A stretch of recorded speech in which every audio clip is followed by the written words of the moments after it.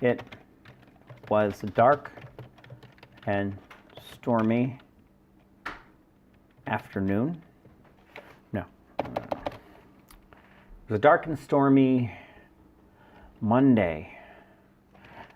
No, that's not right either. It was a dark and stormy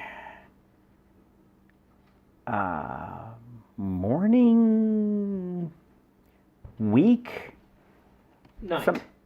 Night? Night. It was a dark and stormy night. It was a dark and night. That'll work. God, I hate writer's blocks.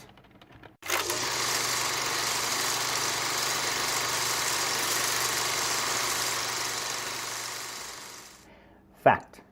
If I were to go to about 1,000 events and talk about writing, about 999 of those events would include some question in some way, shape, or form about the idea of writer's block. How do I get over it? What is it? How does it happen? How do you avoid it?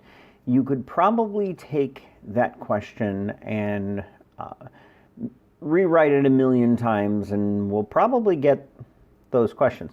So I wanted to actually do this topic for a while. I'm finally getting around to doing it because I haven't had a ton of actual suggestions of what people want me to talk about. So I'm going to just start inventing things.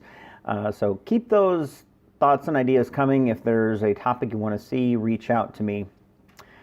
So I'm going to attempt to talk a little bit about writer's block, but I'm also going to give you a tool that I use when I'm faced with the inability to write. So if you type the question in Google, what is writer's block? You are going to get something, and I'm going to read it. The condition of being unable to think of what to write or how to proceed with writing. I suppose it's a pretty good definition as any you're going to get out there. However, if you search on that topic, you're going to get millions and millions of different things. But I'm going to let you in on a little secret, and I've said this before in public appearances. I don't really think writer's block even exists. Not at least in my mind anyway. You always have the ability to put words on a page. As I'm going to demonstrate to you here shortly, no matter what state you think your mind is or whatever you're faced with, you don't think you could get a word down on the page. So I'm not saying I don't have times when I sit down and I just can't think of what to write. I do, but I don't think there's anything necessarily magical about it. There's no like voodoo high priestess who has a little doll and she's like tying my fingers up in the doll so I can't write or anything crazy like that.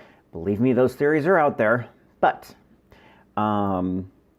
I do manage to get things written anyway.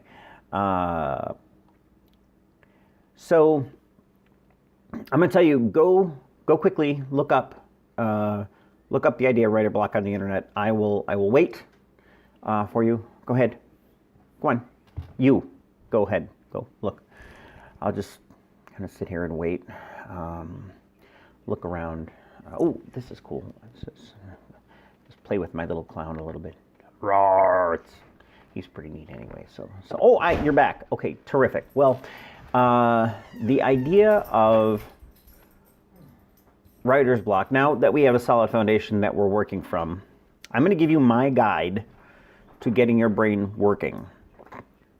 Because in reality, writing is an artistic pursuit, and because of that, you have to, sometimes you've got to prime that pump, otherwise the art isn't going to come. You've got to do something to get it moving. Just like the old school pumps that people used to have in their front yard, sometimes you had to walk out with some water and actually dump it into the pump to get it primed. That's where it comes from. So consider your working space, first of all. When you are, that's my wife, by the way, she just walked out the door. Consider your working space. If you're trying to actually write with 3 children who are engaged in open combat in your living room, and you've got a husband or wife that are trying to put together like an entire front room worth of IKEA furniture right next to you, not really conducive to writing. So one of the things that I do as well is I have a pair of noise-canceling headphones that I wear. That really does make a difference, but it also enables me to do number 2. I listen to orchestra music, really dark, heavy orchestra music. Now, I know some people out there that love like heavy metal and they do rock and roll or country music or something when they write, and that's what primes their pump. So find something that really helps you out.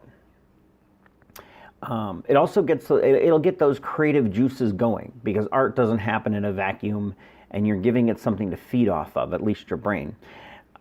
Sometimes you can read for 30 minutes before actually sitting down to write. That is going to help you quite a bit too, because it gets words flowing through your brain spaces, and it gets your mind thinking about sentence structure and that sort of thing.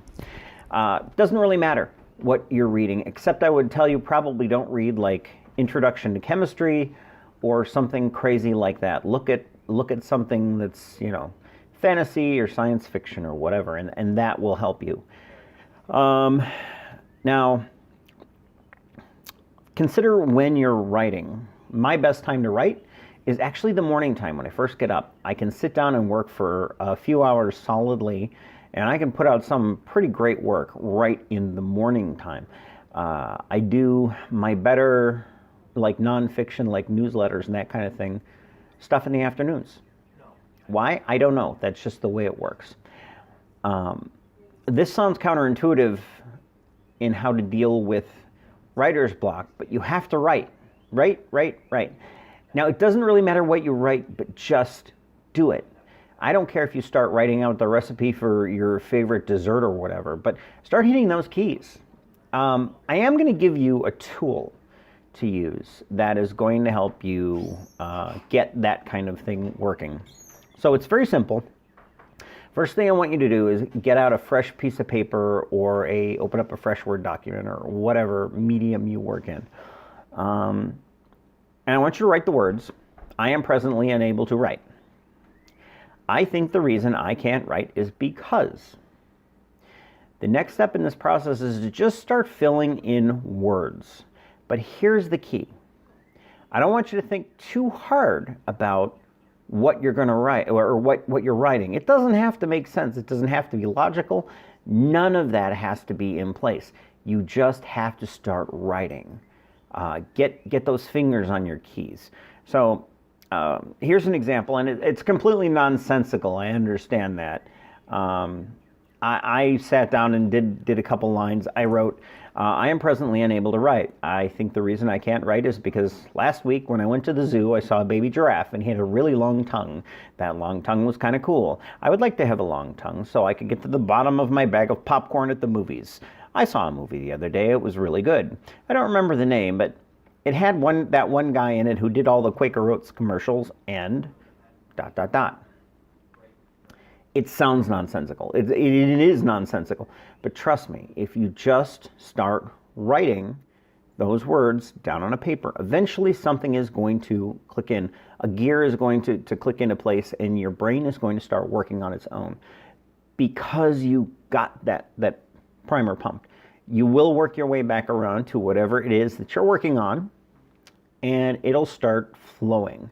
So anyway, that's sort of my feelings on this idea of writer's block and how to get around it and how to solve that problem.